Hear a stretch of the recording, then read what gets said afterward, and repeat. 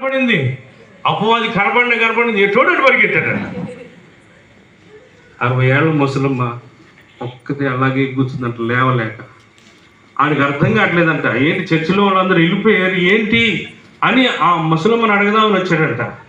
ఆడి శక్తి వేషముడు వచ్చేసరికి ఆ కాళ్ళ మీద పడిపోయింది. ఆడి కాళ్ళ మీద పడిపోయి 50 సంవత్సరాల నుంచి చర్చికి వస్తున్నాను కానీ కొలిసేది నిన్నే, నన్నేం చేయబాకన్నాడు.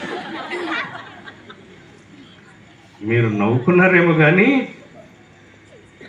నాలో 91వ సంవత్సరం నుండి రక్షణ అనేటువంటి పొందారు. నేను మొదట మారు మనసు పొందాను.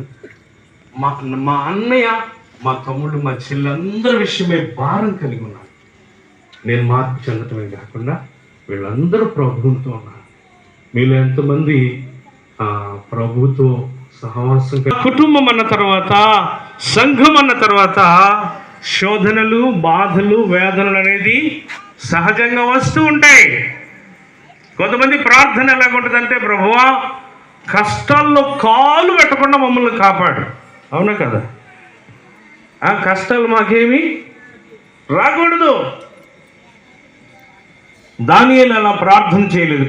కష్టాలు వచ్చినప్పుడు కష్టమైన నష్టమైన ఏదైనా నీ వైపు చూస్తూ, యేసు వైపు చూస్తూ, ఎన్ని కష్టాలు వచ్చినా, ఎన్ని శోధనలు ఎదురైనా విడువము ఎడవాయము కడదాకా,